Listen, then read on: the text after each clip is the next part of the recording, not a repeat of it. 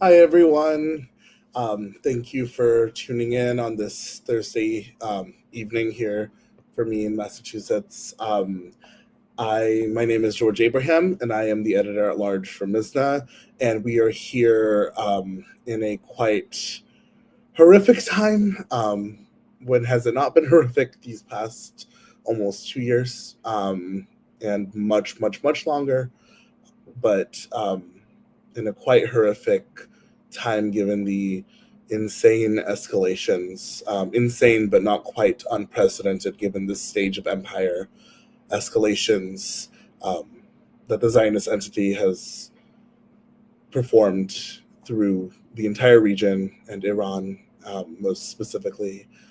And um, and I'm really grateful that you all are here tonight with us, um, as we manage and navigate, and more importantly, resist this catastrophe, and think about what forms of futures are even possible for our community. And it's kind of in that vein that this futurities issue of MISNA came to be.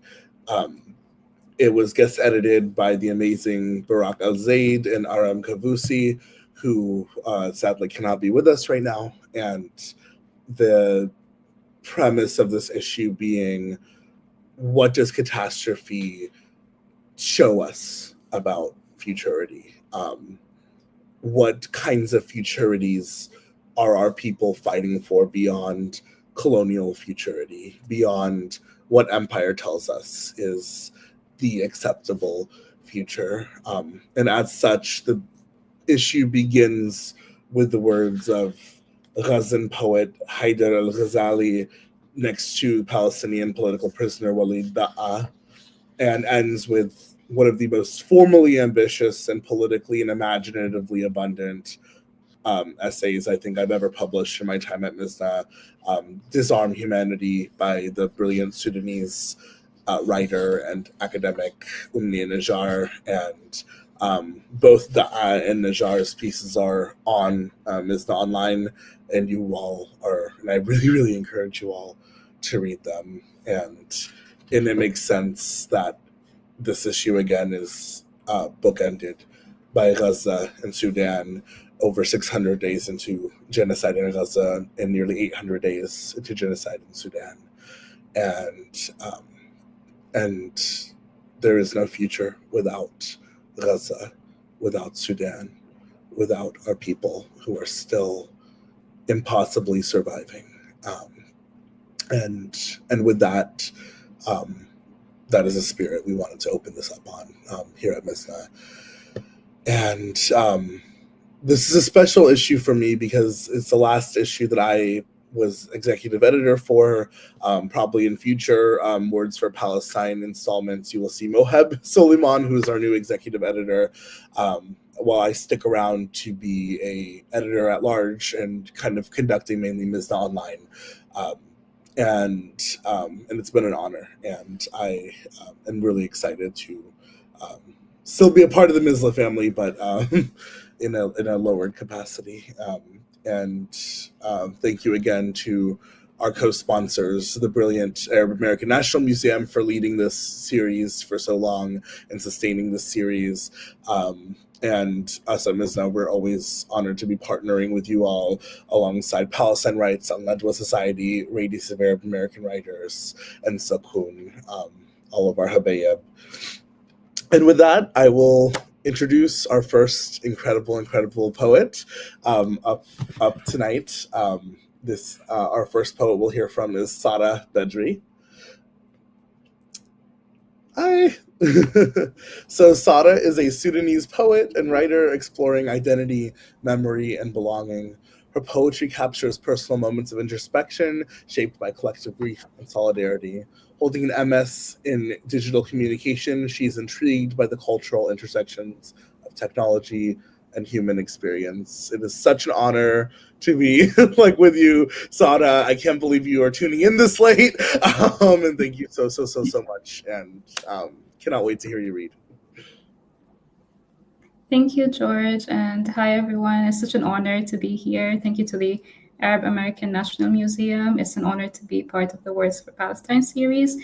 And thank you to Mizna, without whom this wouldn't have been possible, because the next piece that I will be reading is also part of the Futurities issue. It's an honor to have been part of this among such great names, and not just people who are talented artists and poets, but people who really care, and you can really see that in their writing and their art. There isn't anything to say right now when the world is in everything feels devastating and overwhelming at the moment, but these are the next piece that I'm going to read is when I was in a similar situation, maybe during a less crazy time when I was trying to make sense of the world around me while having dinner with a friend. This next piece that I'm going to read is called Dinner with Zombies. At dinner, I hide my Arabic, but not my love for the Mediterranean. And that makes me think that in many ways I am still the same as the 5-year-old who couldn't get a word out without laughter. But most people talk like most people, and most people, he says, would be terrified at the thought of disruption. That dining is a luxury now available to common people, that dining like common people is a luxury. And I think it's strange that everyone is obsessed with living their best life, that the child who didn't get to live is the only metric for empathy, because most people have something to lose. Empathy is not selective, it's just our pain is not relatable. In real life, the apocalypse comes, and most people follow the charismatic villain to their own demise, and the same people will say it's not the end of the world. And I say, the end of the world sounds like a comforting thought, but most people, I'm told, relish continuity, and I realize that I'm starting to speak like someone that doesn't have much to lose. The next piece that I'm going to read is something that I wrote during lockdown, but then edited later on. This song is called The DJ Play. This piece is called The DJ Plays Jerusalem, and it drowns out the guilt of missing the Sunday protest. My flatmate is Muslim and also Jewish. In lockdown, she gets drunk and cries to the sound of Al-Hilm Al-Arabi. They'll take this dream too and make it theirs. It's not enough. They took the recipes, took the houses, took the tree, took the za'atar, the hummus, the kefiyas. My flatmate is Moroccan, also Spanish. The next day, she makes samosas for breakfast, drizzles olive oil on everything, eats her heart in what is ancestry, but roots in land, spirits in generational homes, and magic in kitchens. And I know 3 ways that honey can heal you, and all you need is tea and a spoon of my love. And definitely not another man who calls you a witch. You seem like you can make people do what you want, and what do you want other than the tree, these branches that still bend?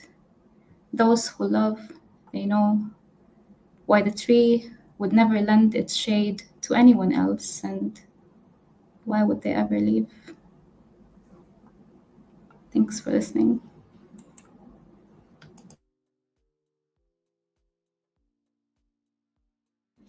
Thank you so much, Sada. Oh my goodness. The show, we have a private chat for the YouTubers in the back, and it's been funny seeing everyone kind of going nuts in the chat over these poems, and just really thinking again, like that line in your zombie poem, the end of the world sounds like a comforting thought. Gets me thinking about that Dion Brand line. This does not need a bomb. This needs an ending, and I don't know. And so I'm just really grateful. I remember where I was when I first read that poem in the submission queue for Futurities, and just how full body chills it made us all. And so it's been an honor to publish you, Sada. And thank you so much for reading. Up next, yes. Up next, I have the pleasure of introducing another beloved poet who I adore, Maya Salame, and pressmate, a Itel Adnan Poetry Prize winner, someone who I've been a fan of for many years. Maya Salame urges you to contribute your efforts, movements, and time to Palestinian liberation. Snaps to that. She is the author of How to Make an Algorithm in the Microwave, UARC Press 2022. Go get it. Again, we were just talking in the Zoom before all this about how amazingly experimental this Futurities issue is. And I think Maya's work, especially this, her next book is going to be doing this too, I imagine, but especially this first book is so experimental in just such brilliant ways. Out from Arkansas Press 2022, winner of the Itel Adnan Poetry Prize, as well as Mermaid Theory, Pressmates, forthcoming with Haymarket Books in April 2026. She lives in LA. And without further ado, give it up for Maya Salame, y'all. Thank you so much, George. Y'all already know how much I adore George and how honored and excited I am to be able to read along with such amazing contributors in such a visionary issue. So thank you again, George, for all your work in making the issue possible, and just for all the work you've put in to Mesna. We see you and we appreciate it. The audio is a bit garbly. Oh no. I'm gonna try putting my headphones in.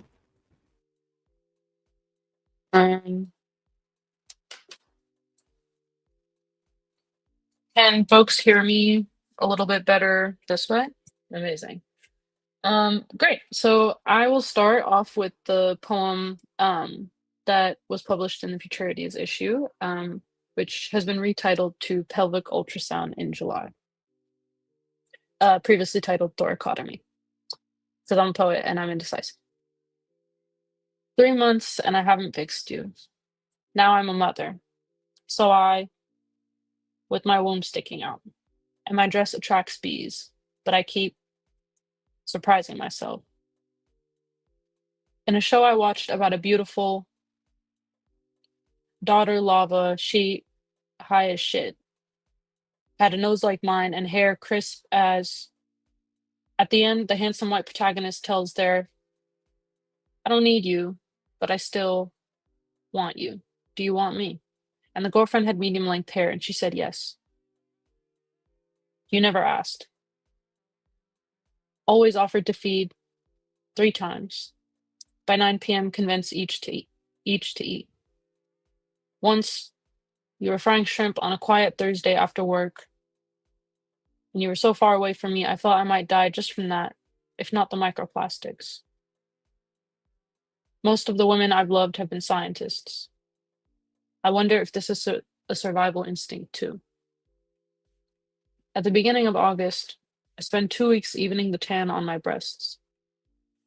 I knew I loved it because I hoped it would leave a mark. When I was 8, I saw Hateful Wahbe on the television in a beige dress and Mama clicked her tongue. That was when I realized I was a girl. Kirish, Zez, kiss. I pressed my lips to my secret. No language for a secret, or the way trees sibling my legs. Is my gender chlorophyll, air left alone from soldiers? And I walk around with my womb sticking out. You call me pretty in my, with dahlias on it. This next piece is called My Country's Fables Say I Am Devoted. The $6 sunflowers we bought after arguing over the cost of raspberries, our debates over new cities, Montreal, Ann Arbor, Sydney, Los Angeles.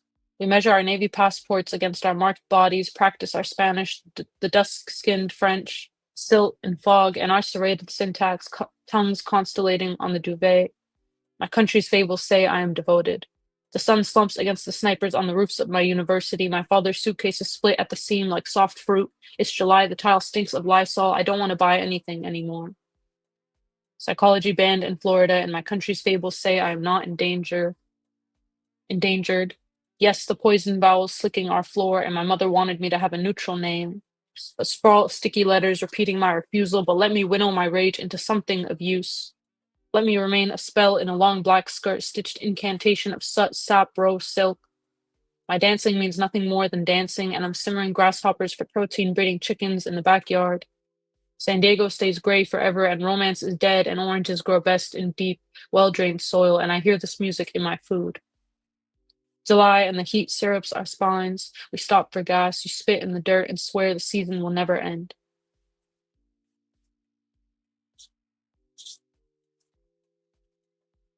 This piece is called How Love Was Invented. A girl meets a girl and they become a quadratic. The proof. A girl meets a girl and parabola of her back at noon, comorbidities of their legs twined together. A girl meets a girl and becomes a biome, a biology with no grammar. Biome. Biome. How my hair ends up in your food. Throughout our marry me chicken with the sun-dried tomatoes. Biome, your hands above my ovaries, rubbing me to sleep.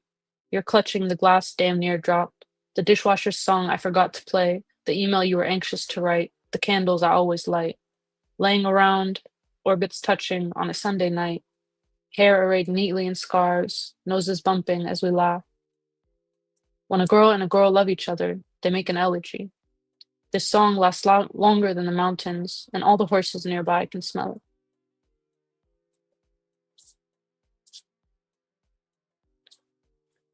I have two more pieces for you all. This next piece is called Estuary Ghazal Arab, and it's a companion to another piece which is called Estuary Ghazal American. Maybe the longest poem I can write is the slow river in Jiddul village, which I won't name, though thrushes a vetiver, though wide blue passport, despite my fluency, despite my country's kishing on watch lists, though my mother stows myrrh between her leggings, though my telling this story is never innocent, though our killers made flour and dough a blur of blur's clothing, that my name derives from water but now means I'm from a long drowning, the murder of cedars, bow, and fir, that it doesn't matter what I want, that I am a partially enclosed body of water connected from fallow river to sea, that I am a body which still remembers every shallow grave I've been found in, my birthmarks, sallow liver and all.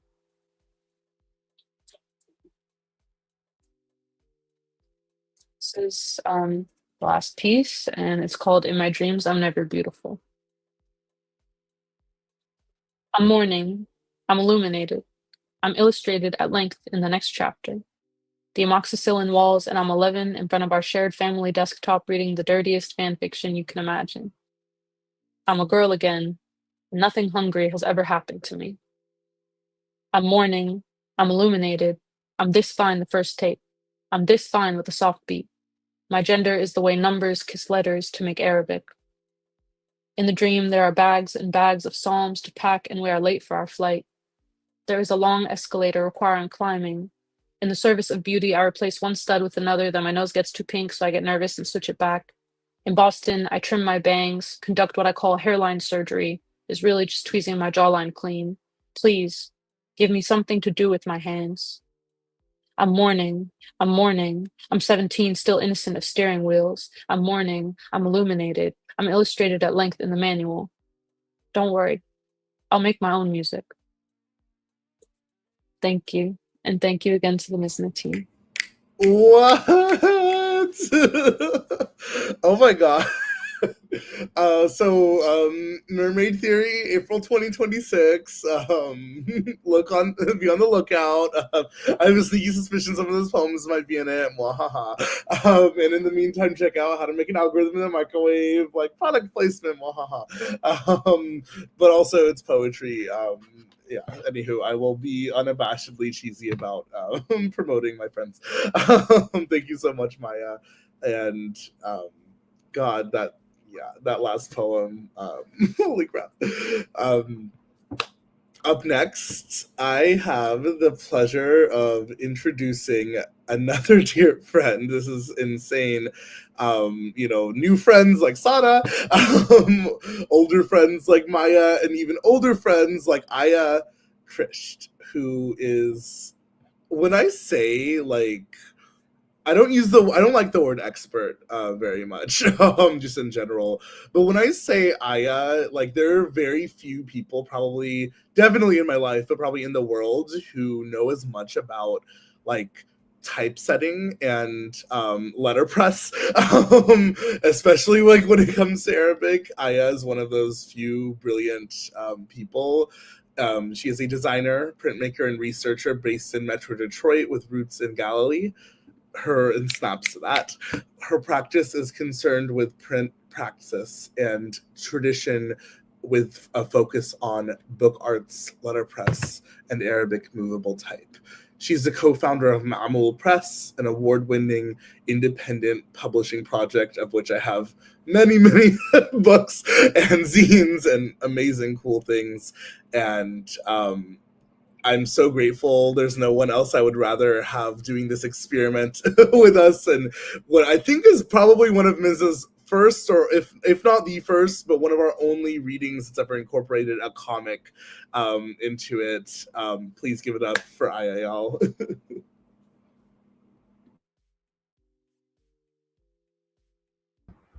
Thank you, George. It's so nice to be here with Mizna and all the other amazing poets and readers, and to have my comic published in the Mizna Futurities issue with all these incredible other artists. This is the first time I've actually made a comic in a long time, so it's really wonderful to have it published in Mizna. And so, yeah, it is a 4-page comic called Zero Gravity, and it is kind of working through concepts of home and future in the face of extractive colonialism. It's a bit difficult to do a reading of a comic, especially this one, because it's kind of nonlinear and has multiple streams of thought and things that are like interwoven and happening at the same time. So I'm going to, so it does kind of need to be read more visually and intentionally, and hopefully you all have your issues of Mizna and can do that. But I will read the first page and then just talk a bit about the ideas that are going on. So, zero gravity isn't the absence of gravity at all, but the absence of resistance to it. Land, solid under your feet, essentially breaks your fall. In space, you're just constantly falling. The station is falling, and you're falling inside of it at the same rate, so you don't feel it. It's more like motionlessness than movement.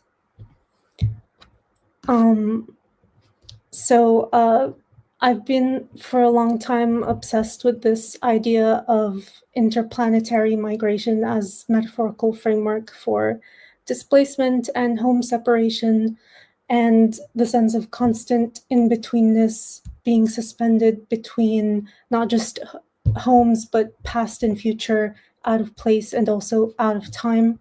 So these ideas of gravity and weightlessness explore that separation of being in orbit around a homeland, but not being able to access it and just floating in this nothingness. So throughout the comic, we have the stream of consciousness of the thoughts of this character who is on this space station, but then woven between that are also radio transmissions. So some from the Empire and then some from the Resistance, painting a dichotomy between those two and imagining a future of resistance. So there's references to a free Galilee, which insinuates the north of Palestine and the south of Lebanon have been liberated and reunified. So imagining that future of progressive liberation. And then throughout the space station itself, also references to surveillance and limited food and checkpoints and these colonial realities that become an entrenched way of how people are made to live. And so the central theme is leaving home and the space station as a framework for that, through trying to kind of reach this promised future of colonizing Mars, and leaving a home that has become inhospitable for one that paints a picture of promise. As Arabs, a lot of us have maybe left our homeland and can relate to that, but then looking at how this promised new home is in reality built on more insidious forms of hostility and unsustainability. And so what does that mean? And the futility of that escape and the ultimate hubris of a model that of a future that is colonial, imperial, extractive, ecocidal.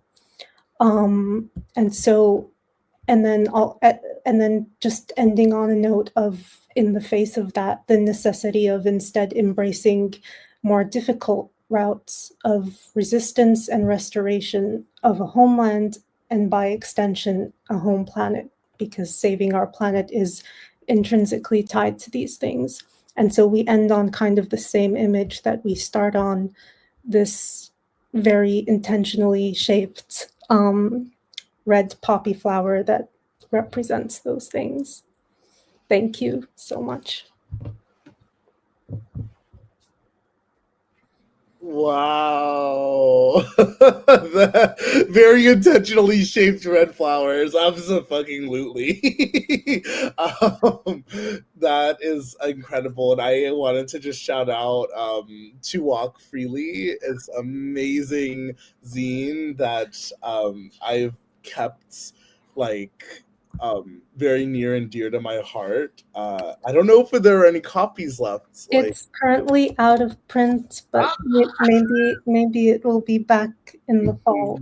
We don't know. We'll see. Maybe. Well, if it comes back, get it while you can. It is one of the most gorgeous zines and histories of like southern Lebanon and Palestine, and just I don't know, just a reminder that like borders came to us. You know, people just woke up in that which we now know as countries, and yeah, and I'm just really grateful for Aya's brilliance, and thank you so much for indulging this experiment with us. Hopefully it worked. It did. It was amazing. Thank you. Up next, we have the incredible, one of the most iconic poets I know, Laden Osman, who is had to pull both books. So the thing with Laden's books are that I've had to buy several copies of all of them because I give them to students, and they're kind of books that like students just never give them back. And so I think this is my 7th copy I bought of the Kitchen Dweller's Testimony. I actually set that intention when I was writing books, that I wanted my books to be ones that people steal. From anywhere, from other people. Yes. I guess I shouldn't say this, from stores and libraries, but yeah, I love that. Thank you. Go to a Barnes and Noble and steal, steal like the ethical stealing, not from. And then tell me about it. That's my favorite part, is when they tell me. I'm like, nice. This is the kind of theft that I absolutely steal from your professors. I'm so down for that. Please steal from me. So the official bio, Laden Osman is the author of Exiles of Eden, winner of the Hurston Wright Legacy Award. Congrats to them for being lucky enough to have Laden, and a Whiting Award. Congrats to the Whiting for being lucky enough to have Laden. And also the Kitchen Dweller's Testimony, winner of the Sillerman Prize. That's actually a really good one. She lives in New York. Please give it up for Laden, y'all. Thank you so much, George. It's been such an honor in these last couple of years to do any events with Palestinian artists anywhere in the diaspora. So I am deeply honored to be part of this reading, to uplift Palestinian poets. I'm really excited for the videos that we'll watch, I believe, next, and to hear those poems and to hear the poets' voices. Yeah, and so thank you to all the readers who are part of this. Harlem. Thanks to Mizna, and thanks to the editors there for this beautiful, beautiful issue. And I guess that's it. I'm just gonna do, we'll see how time looks. we'll see what the commentary that George gives me is. I'll probably do 2 poems or possibly 3. The new poems that are in the Mizna, cop your issue. It's absolutely gorgeous. So I'll start a bit heavy and then I'll take you somewhere sweeter, somewhere more loving. Okay, I'll do the 3. I'll do the 3. George, I call him Georges. And so, this first poem is for the young poet killed in Tehran very recently, Parnia Abbasi. And I wanted to dedicate this poem to her because at the time that I was writing it was from a place of grief and thinking about different types of femicide and genocide and also landscape genocide, which I've written about in my last book, and just the effects on all people, but I'm often thinking about girls and women specifically. And so I want to read this for Parnia, probably mispronouncing her name. I'm so sorry to her and her family. Allahu nahristo. And then also to dear friends and to new friends who are making really beautiful art and who are also just like really powerful, intellectually fierce Iranian women, Sohaila, Sanaz, Nasim, and Priscilia. Thank you for the ways that you've made my life and my art better. So this is Sun to Man, the Dawn of Empire. You killed and offered my daughters to me, tender green and newly bloomed, my seeds, my harvest for your harvesters, pistoled into limestone and left to perfume, to rot in my gaze, and I could not cry. I was not given the rain. Oh, my little flowers for a kingdom.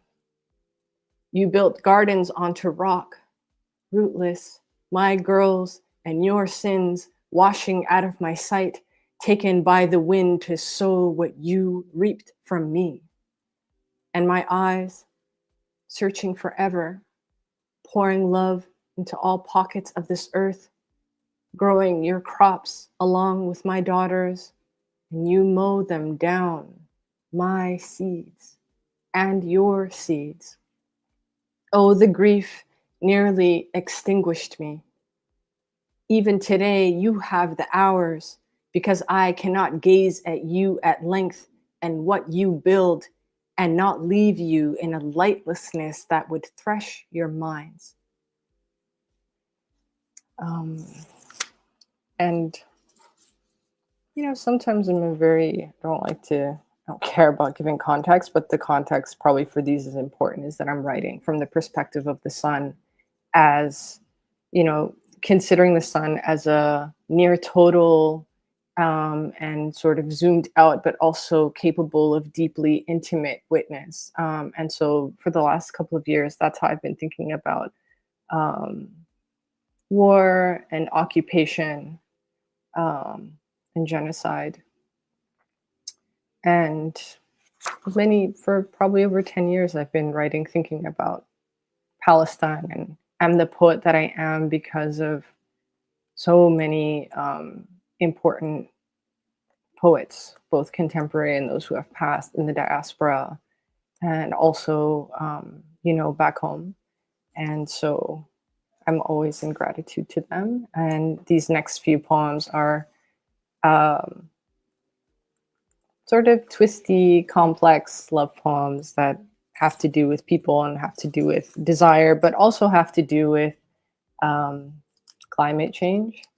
But I always return to love because I believe that that is where all our grief and anguish will arrive as expressions of resistance and as expressions of presence. And I do believe that love is at the end of all things. So this is Sun to Beloved, Immortal. I am down and all around you at the beach at noon, your bare and fragile torso, my sexless penetrations vibrating. Oh, let me start that over. Sun to Beloved, Immortal.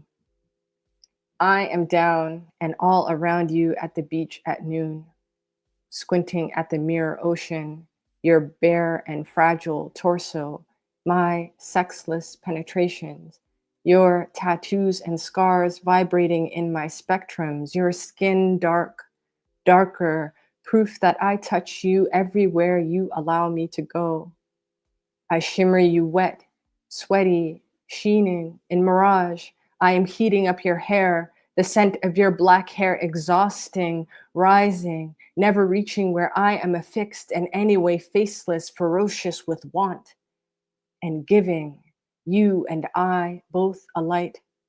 The sun is hurtling past and still I stare, the moon in collusion, a mirror for my eyes. Do you remember how you looked for me at night, my back to you, safe then to search me? You stretched fathoms farther than any human, probing, not thinking of your eyebrows or chest hair singeing. You held our song, no space, no time, in backlit teeth, your form a mirror. A tiny mirror rendered giant by my regard, held so I could fix my gaze upon myself, and away from you I was roiling, producing storms, shaking your planet's grids and radios, everything black, blacking out then bright, over bright, the light a scream when the sun saw its reflection. You stunned me, or I stunned me. I let go of you, or we let go of we. Oh, how the earth sings for men who walked on the moon. But what about the man who left footprints on the sun?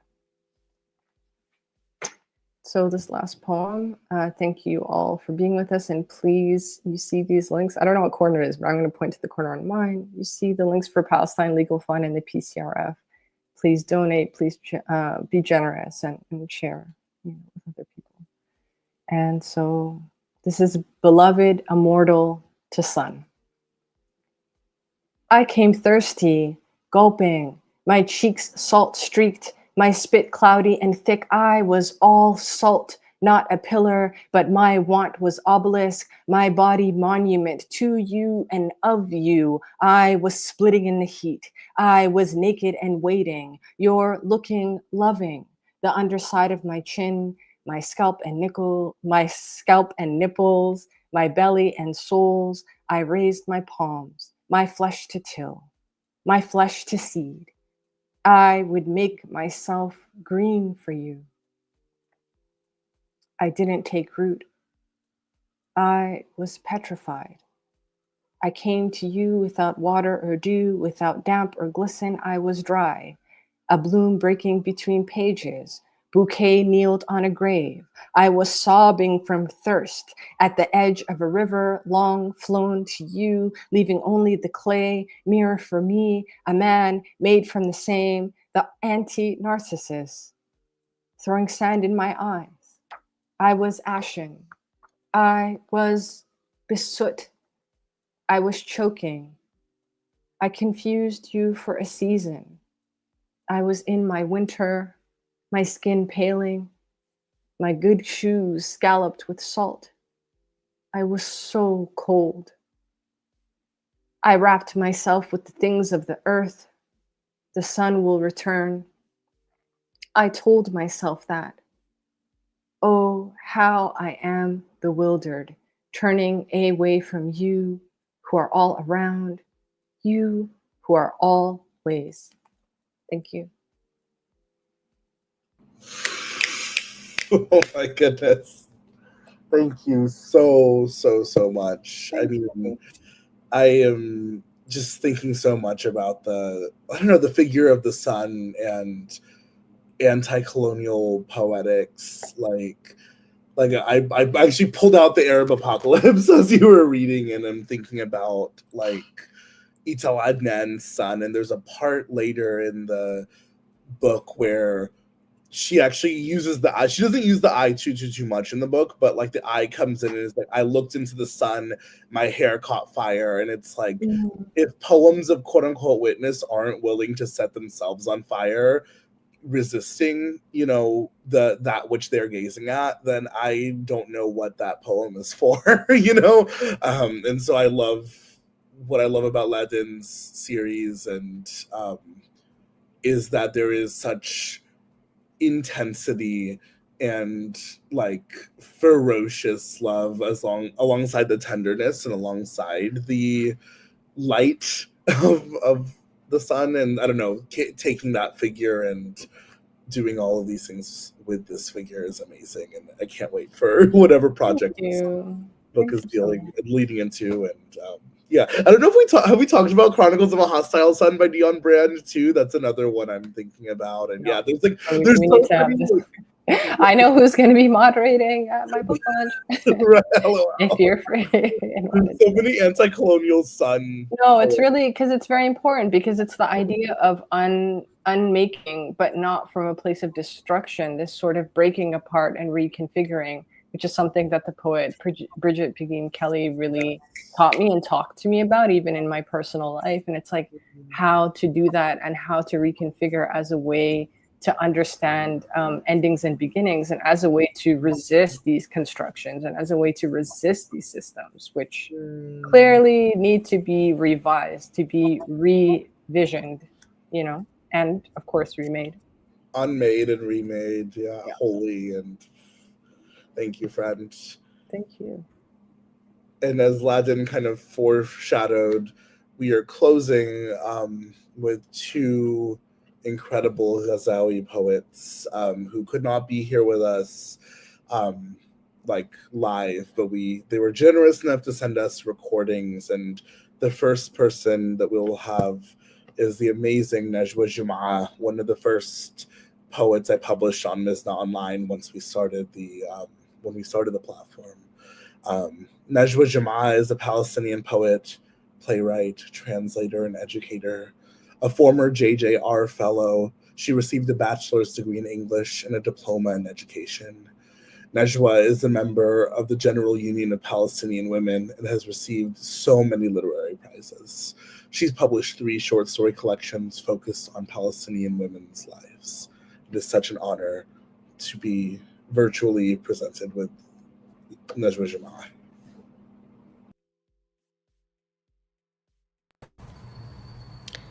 The Unknown Road by Najwa Jum'a. Away from destruction, drones and missiles, still I could hear the warning whistles. Still I fear F-16's losses and bereavement, when life itself died by an aerial bombardment. Darkness covered the daylight isolantly. Eyes of the world were blinded completely. From beneath the rubble I had to see a safe place to which I could flee. So I walked the unknown road. I needed light to carry my load, but light is far at the end of the way, and the past stumbles my feet away. Shall I stop, return, or go on fast? Some hanging hopes, all that last, to spread my wings and fly ever free, to live the rest of life without the title refugee, without the title refugee.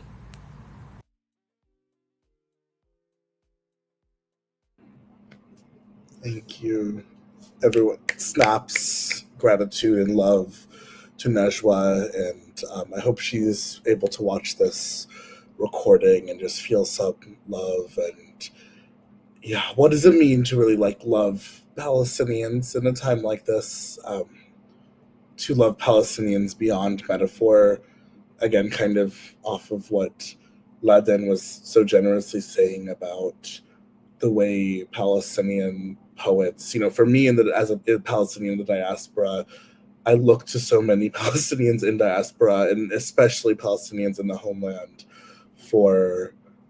they are my North Stars, they are my compass, they are my everything in this world. And what does it mean to love Palestinians in a time of genocide? And moreover, what does it mean to prepare to build the kind of love we need to build to prepare ourselves to actually free Palestine within our lifetime. And so that's one of the many things I think about when I hear Najwa's work and the work of our next poet, our last poet, who is actually, Najwa's tuning in, recorded this video in Europe for us, I believe, but this last poet is in Gaza right now, and she didn't have internet connection enough to send us a video, and so we only have an audio recording. And the fact that she was able to even do this, again, when literally surviving a genocidal famine, genocidal onslaught of arms, genocide in fast and slow ways, genocide in loud and quiet ways, a million kinds of genocides that Gaza is surviving right now. The fact that she was generous enough to send this to us is no light thing, and it is an honor to be presenting her work, the work of Malik Hijazi, a comparative literature MA graduate and writer from Gaza, Palestine. She explores the world through a spatial lens. In a city that seems to forget itself, she senses her own identity slipping away, confronting the extinction of place or erasure of place. She strives to document memory in the shifting landscapes molded by war. Her life revolves around a continuous cycle of evacuating, reading, and writing amid the ongoing genocide. Give it up for Malik and give some love.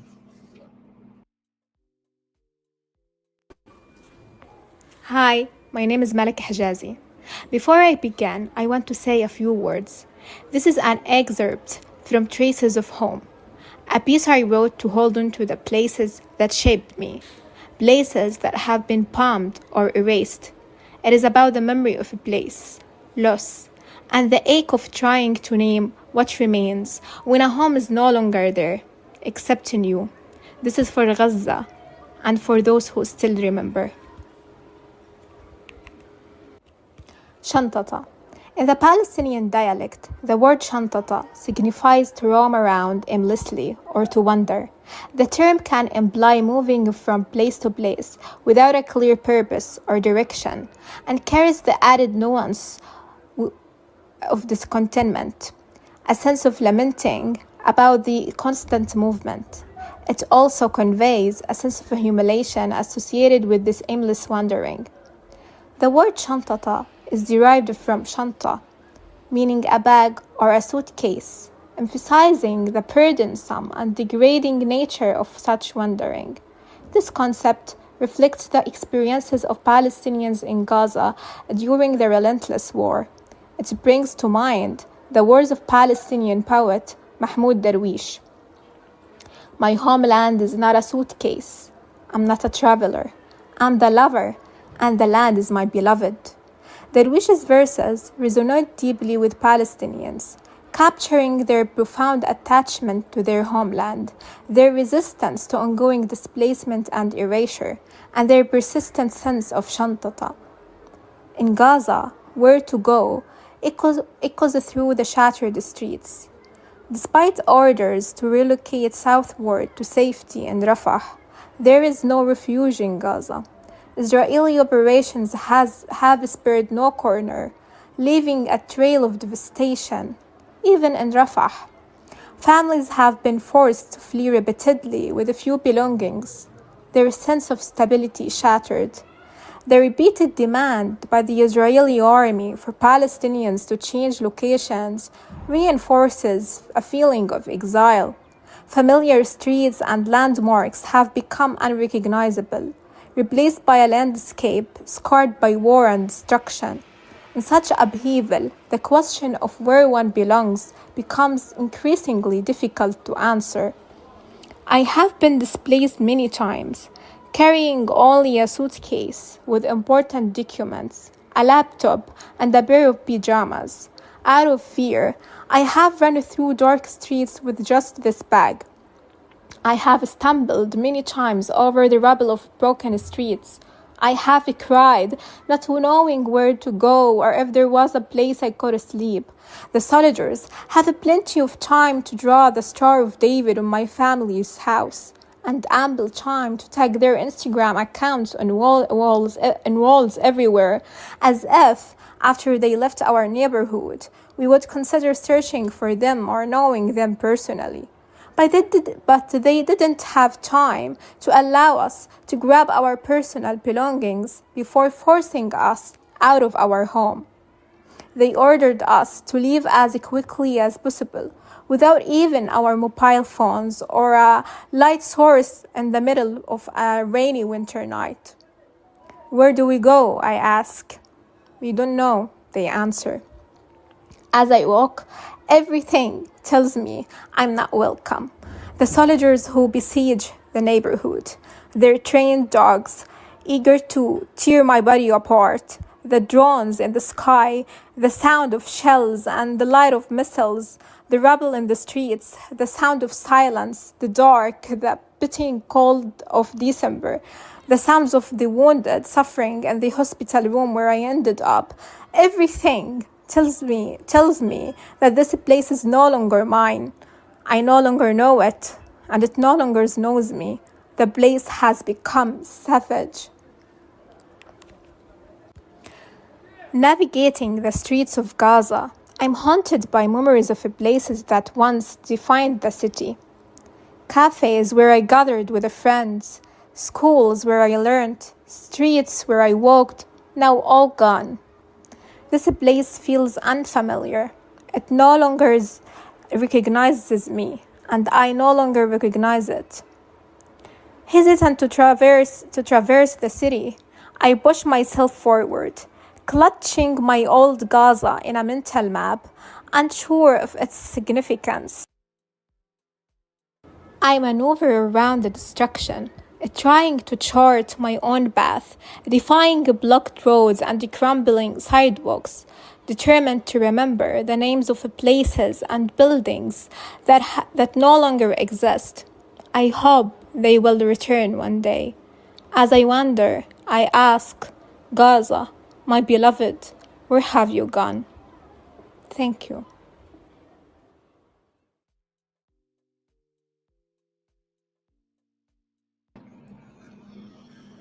Wow. Thank you, Malik. If there's any way you or your family are watching this, it is an honor for Mizna and for the Arab American Museum and for all of us at Words for Palestine to receive these literal words from Palestine, and love and power to you and your people, and it is unimaginable. Just I'm thinking about the Palestinian elder, poet and Nakba survivor, Olivia Elias, who one of her poems titles the opening chapter of Noor Hindi and I's Haymarket Palestinian Poetry Anthology. And it's the poem's titled Our Bags Are Always Ready, and it begins, we who know exile, our bags are always ready. And I'm thinking about the continuity of how from a 1948 Nakba survivor to today, this is one ongoing, continuous Nakba. And this exact image of the bag being perpetually ready, cutting across time like this in the most horrific way possible. And I want to really urge everyone watching still, thank you so much for staying this long and staying with all of our amazing readers. I want to urge you not only to donate to these two amazing orgs, but to follow Gaza Funds on Twitter for actual life-saving campaigns. I want you to follow Sudan Solidarity Collective. Go to sudansolidaritycollective.com and see the collectivized mutual aid funds that they've been doing. These are life-saving, in non-metaphorical senses, works. make sure your money is also going to people and not just going to entities that cannot help but fail to deliver aid, because guess what? We know that the entity is the Zionist entity is blocking that aid. And we know that still, even just as, as soon as yesterday and today, there were massacres in the lines in Gaza of Palestinians lining up to get aid, and asking ourselves how sadistic a world we live in, that they will massacre people in line waiting for aid. And that is where we've been, and that is where we've really descended to. And again, I hate to end it on such a heavy note, especially for an issue of futurities, but again, I need to underscore there is no future without Gaza, and that is firmly, I know everyone in this reading firmly believes that, and I know all of our people who we care about believe it,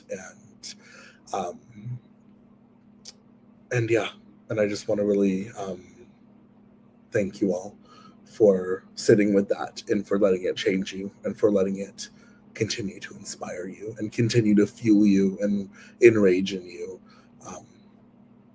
because this is a time for rage, and this is a time to take back a future beyond all of this. Thank you all so much. Thank you to our brilliant readers who joined us back on stage, Maya, Aya, Laden, and of course Sada, and of course Malik and Najwa, who are not here. And stay tuned for more. Mizna will also be doing a curation next month for Words for Palestine, honoring the new books, some of the many new books in our community, from Fargo Tabaki, Terror Counter, which just came out yesterday, and we just published an excerpt on for Mizna Online. So go check that out and come back this time next month to celebrate with us, and to rage, and to grief, and to mourn, and with us, alongside Sada Aziza, whose memoir The Hollow Half was just longlisted for the Palestine Book Award, and alongside Ahmed El-Mella, who just published an amazing new book, Wrong Wins, that Mizna just published an excerpt of earlier this month, and Huda Fakhreddin, who has been an invaluable translator, really just an example of an academic who is stepping up and getting the fuck to work in a time of genocide, and using one's tools and one's skills to materially contribute to resistance, and to make sure that poets whose words we wouldn't otherwise hear are coming to us, and fueling our resistance here. And we are publishing a new translation of her by Samira Abu Hawash in the weeks to come as well. And so those are our 4 for next month. And please stay tuned with Mizna. Follow us at Mizna Arab Art. We're not Arab, we're Sawana. We're also non-Sawana. We also publish non-Sawana people, as very clear by not just this reading, but by our past many issues. That's our handle still somehow.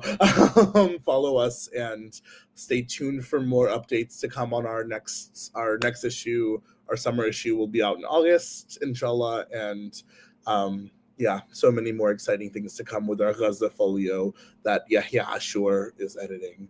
And thank you all so much, and thanks to the amazing behind-the-scenes tech team at the Arab American National Museum. Y'all are lifesavers, y'all are heroes, and thanks again to all of our sponsors. And I hope you all are doing what you need to do to care for yourself long-term, because we're in this long-term. And thank you all so much.